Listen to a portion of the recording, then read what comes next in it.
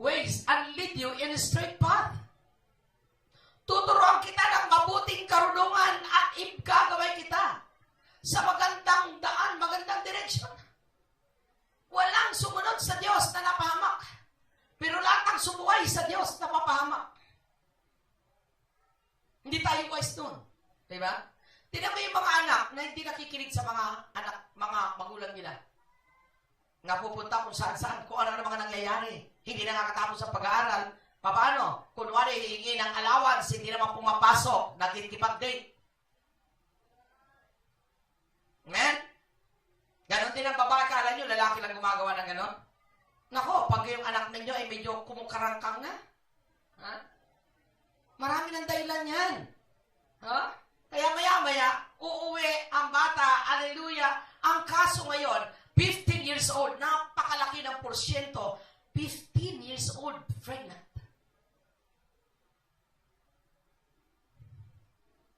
Mga kabataan dito, mga kabataan, makinig kayo.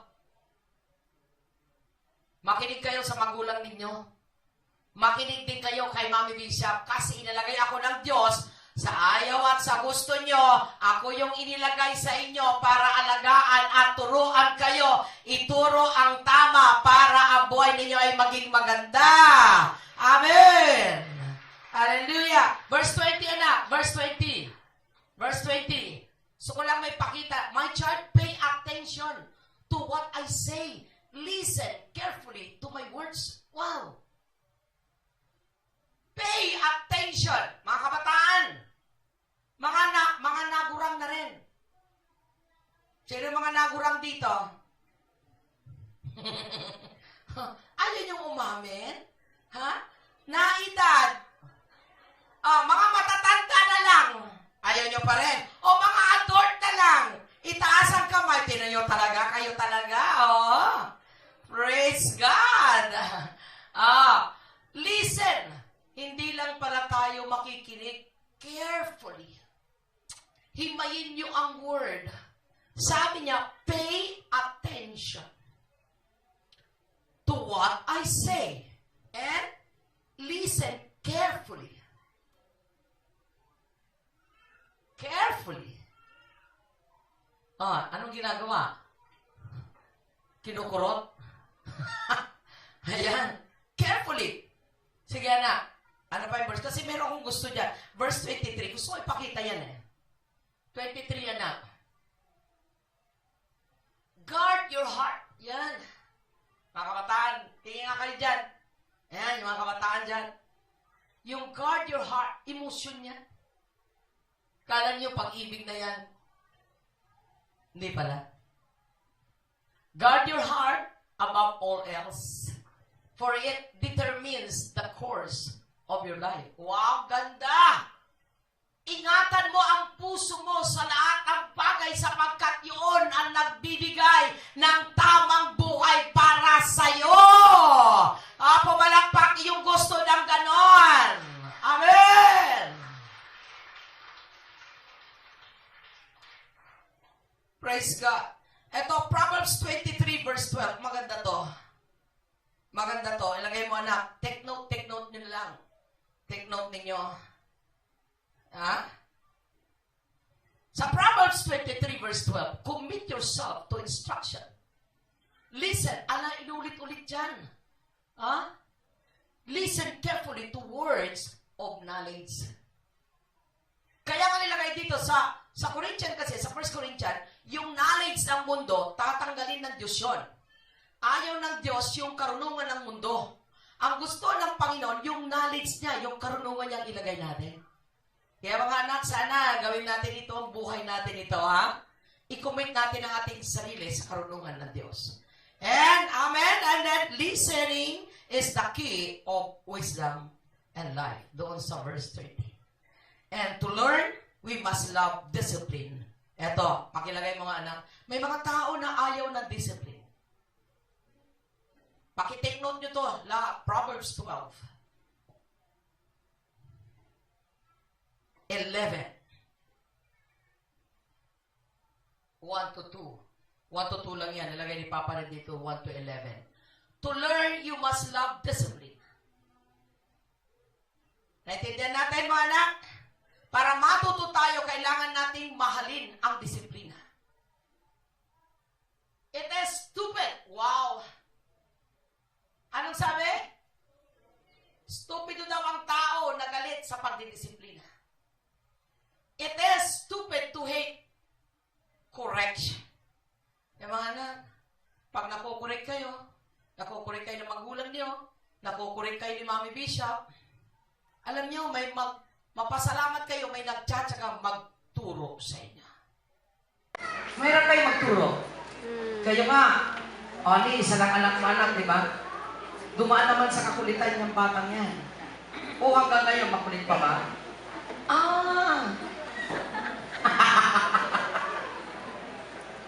Di ba ang hirap? Isa lang yan. Ay, yung 5 kaya anak. Ay, kayo, ilang kayo. 12. 12. Huh? Ilan kayo dito? Hanggang sawa? Ha? Ang hirap yan ang mag-correct. Ang hirap magturo. Pero lahat ng magmamahal ng pagtuturo ay yun ang gaganda ang kanilang mga buhay. Amen! Praise God! Oh God! And sabi ng Timothy, 2 Timothy 12:15 to 16. Dapat approve tayo sa Diyos. Pakilagay mo anak, ito kasi pinabibigyan natin ito eh. 2 Timothy 2:15. Andiyan ka ba? 2:15 yan, hindi 12. Nantok na si Papa Red. Walang 2 Timothy 12. 2 Timothy 2:15 to 16. Work hard so you can represent yourself to God and receive His approval. Be a good worker, one who does not need to be ashamed and who correctly explain the word of truth. Kaya natin paliwanag yan, lumalag tayo. Hindi yung ilang taon na kayo, hindi nyo alam kung pinananampalataya na ninyo. Ha? Dapat mga anak, lumalago kayo ng pinaniniwala natin dito. Naniniwala tayo sa Trinitarian, Ama, Anak, Espiritu Santo. Amen? Naniniwala tayo sa water baptism. Naniniwala tayo sa Holy Spirit baptism.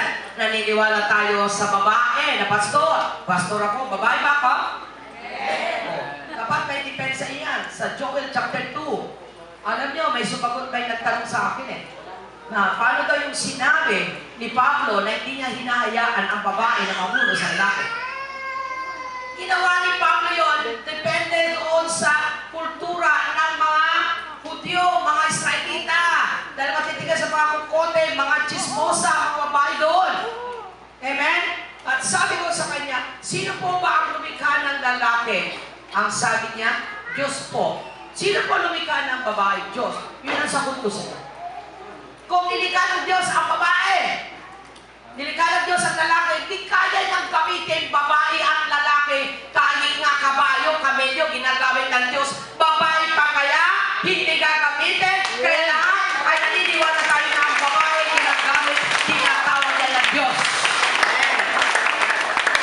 Lalaki ka nga, ayaw mo namang tumugon. At hindi ka naman tinawag. Kahit babae ka, pagka tinawag ka, tugon ka. Kahit sino ka pag tinawag ka, hallelujah, ay tumugon ka. Amen? Okay, number 2, level up your Christian life by embracing God's wisdom. Pagka God's wisdom ang ating ginagawa, mga anak, ay tayo ay lumalago. Pagkakarunungan ng Diyos, mapaperfect natin ang karunungan na ibinibigay ng Diyos sa atin. Amen? Sinong gusto maging marunong sa kanyang buhay? Mapapamahalaanan mo, pag wisdom galing sa Diyos, mapapamahalaanan mo ang iyong pamilya, maigagabay mo ang iyong mga anak sa tama, dahil yung wisdom na ibinigay ng Diyos sa iyo, isasalin mo sa mga anak mo, at yung mga anak mo, kalalakihan nila ang salita ng Diyos, at magpuproduce ka ng pamilyang may takot sa Diyos, dahil tinuro mo ang tamang salita sa kanila. Kanino kaya ang pamilya yon? Amen? Kanino ang pamilya yung may takot sa Diyos ang kanilang mga anak? Tanggapin mo! Hallelujah! Sabihin mo nga sa mga katabi mo, sa mga kapatid mo, ang aking mga anak ay may takot sa Diyos.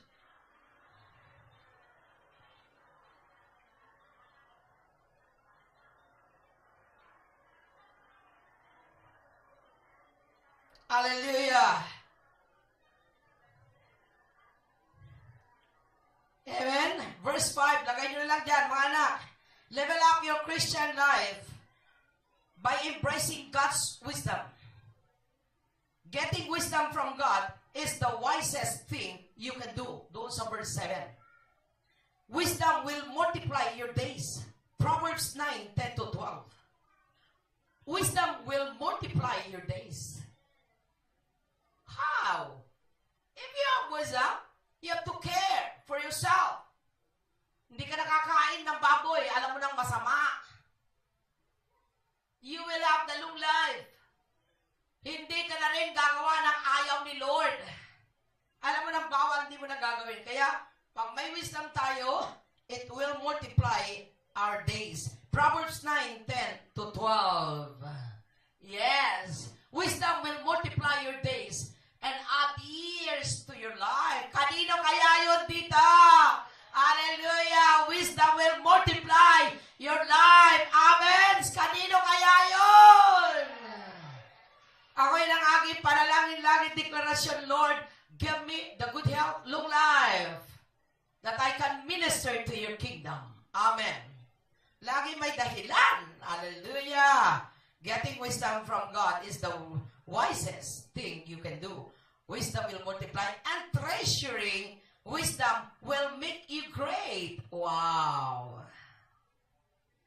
Treasuring wisdom will make you great. Amen? Number 3, level up your Christian life in decision making. Maraming tao na nag-fail kasi walang desisyon na tama. Hindi na pagpapala ang kanilang pamilya kasi mali ang desisyon. Kapag mali ang desisyon natin, mga anak, we will not prosper. Amen? Decision making, kailangan i-level up natin yan. Mag-mature tayo. Para bang ganito, bata ka pa lang, mayroon ka na dinidesisyonan. Kung ano bang course ang kukunin mo. Kung anong gagawin mo at anong maging gusto mo. Hello? Ang tagumpay ng buhay natin depende sa wisdom na kinukuha natin. Amen? Mga anak, turo ito ha. Tinuturoan ko kayo. Sana ito hindi maging walang kabuluhan ang tinuturo ko sa inyo. Amen ba? Palakpakan natin ang Diyos sa mga nagtitake note.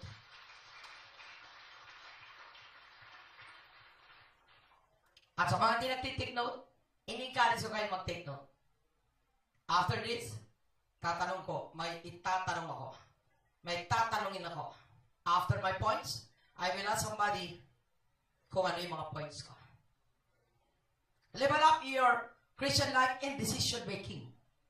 Sa verse 14 ng verse natin to 16, pag-ilagay mo na, don't do as the wicked do, and don't follow the path of evildoers. Pag ito ang ginagawa ng isang Kristiyano, walang wisdom. Sige pa na.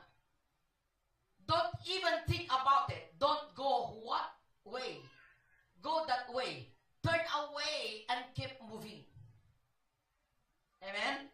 Turn away and keep moving. Alisan. Iwanan ang lahat ng mali. Ang lahat ng pangit, iwanan natin. Kasi hindi magbibigay ng tamang buhay yan. And you will not be blessed. Kapawakan ang abutin ng tao na walang karunungan na galing sa Diyos, na sinusunod ay ang karunungan na galing sa diablo. And 16, for evil people can't sleep until they done their evil deed for the day. Tignan mo yun, ang mga demonyo, mga taong hindi tamang puso, hindi sila makakatulog hanggat wala silang nagagawang masama sa kapwa nila. Mayroon mang buhay na gano'n, hindi siya matatahimik hanggat wala siyang nagagawang mali. Hanggat wala siyang nadadamay na tao. Hanggat hindi niya napapasama yung tao. See? And they can't rest until they cause someone to stumble. Hindi sila matatahimik, hindi sila makakapahinga. Yung mga causing division. You know, sometimes church, even Christians, even in the church, kaya nga in the church, pinagbabawal yan sa Romans, ha? Sabi ni Paul, Don't cause division in the church. Huwag kayong mag-cause ng division sa church. Kung kayo ay nagko-cause ng division, mali ang buhay nyo. Kaya dito sa church, kung may magsabi sa inyo, ay, ganyan naman yan, nakita mo si Bishop, ganyan ang ano niya, ay, oo nga, no. Pag may sabi na isang kapatid naman, naku, alam mo yan, si Pastor Fer, ganyan yan. Naku, kala mo na yan. Laki-laking tao naman, laki-laki naman ang tiyan.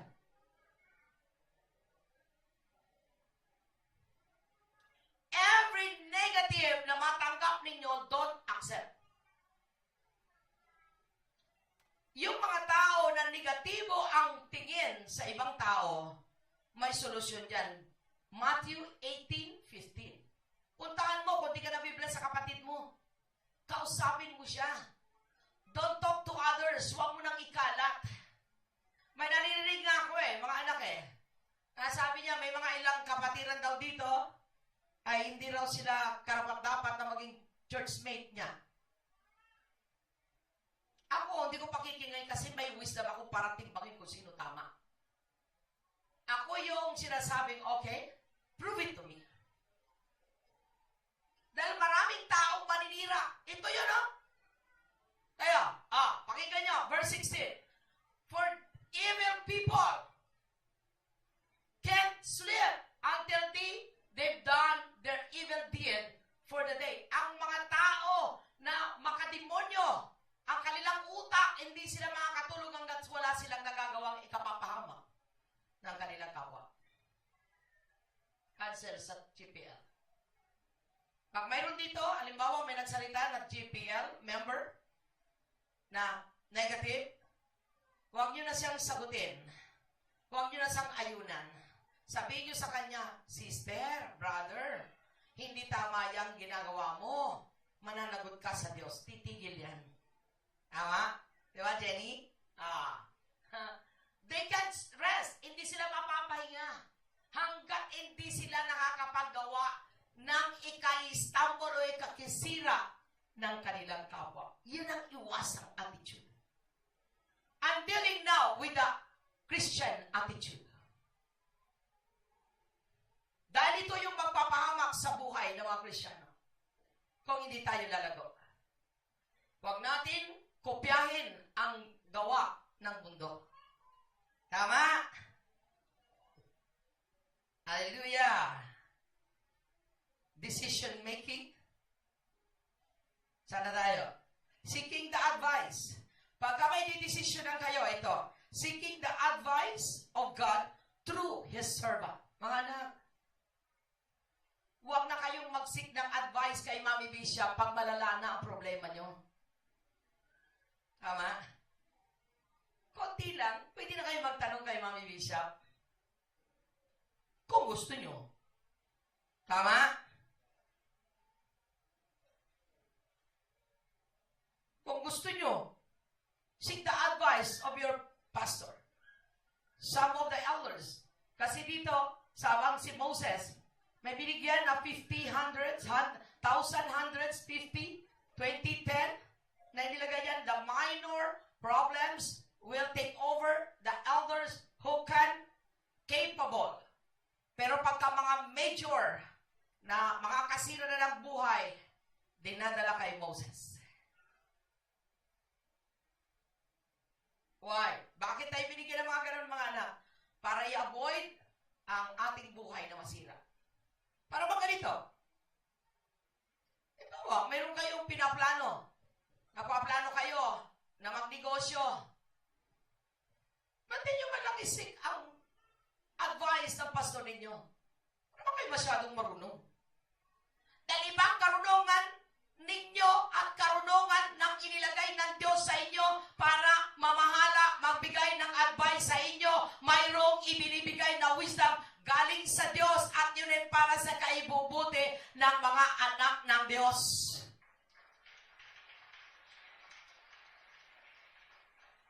Libre naman yun. Di ba? Na, magsisig kayo ng advice. Ako, mga bishop, nabuntis yung anak ko. May problema ka na, hindi mo na sinabi noon. Nung malala na, saka ka nagsabi. Di ba? Seek the advice. Proverbs 19:20, pakilagay na. Sige, take note. Get all the advice and instruction you can. So you will be wise the rest of your life. Ang ganda, di ba? Naalala ko si Director Helen ng worship. Wala may gusto eh. Baka sakaling tanggapin niya, di ba? Alam niyo itong batang to. Baka nga pinagsisilosan ka na, hoy Elena. Kasi bawat kibot ng kanyang nguso, pati pag-aasawa mula sa mapapangasawa, walang mapapangasawa. Gustong-gusto nang magpakasal, walang mapakasalan. Ha? Sabi niya, Mami Bishop, nagtitrenta na ako. Ako naman, Lord, I declare, husband to be. Pinigay si Michael. Asan si Michael? Nawawala. Ngayon. Pagkatapos, hindi mag-anak dahil 30 na eh. Mahirapan na mag-anak. Sabi ko, hindi. Basta mag-aanak ka. Nagsisig ng advice. Anak, magkakanak ka. Binigay sa isya. O, tapos, nangingi siya ng bahay. Ay siya, marunong pamisan sa Diyos. Ang gusto niya, 4 na taon pa bago siya bigyan ng Diyos ng bahay. Sabi ko, kaya namang ibigay ng Lord kahit ngayon na, di ba? Huwag natin pangunahan si Lord. O di, binigay. Binigay na mayroon na siyang house and lot. Maganda yung bahay niya. Di ba? Di ba maganda yung bahay mo? O. Tapos, nagbuntis uli. O, di multiplication. Ilan ba gusto mo? Ha? 10? O, di ba? Ano yun, mga anak? So, you will find life, good future, if you will seek advice. Kaya huwag kayong mahiya na maghingi ng advice. Sabi niya din, so you will be wise the rest of your life. Sa totoo lang mga anak, sa decision making, kailangan natin karunungan ng gagaling sa Diyos. At may gagamitin sa atin. Follow my advice and treasure my commands and live. Proverbs 7:1-2. Sulat nyo ng isulat. At pagkatapos ay inyong i-review. Dahil medyo mahaba ng oras natin. Okay, the last verse. Level up your Christian life by being mature. Mag-mature tayo. Tumanda tayo. Pag hindi tayo tumatanda, magiging useless tayo. Magiging pasaway tayo. Magiging problema tayo. Pag hindi tayo tumatanda, mga anak. Tingnan nyo ang bata.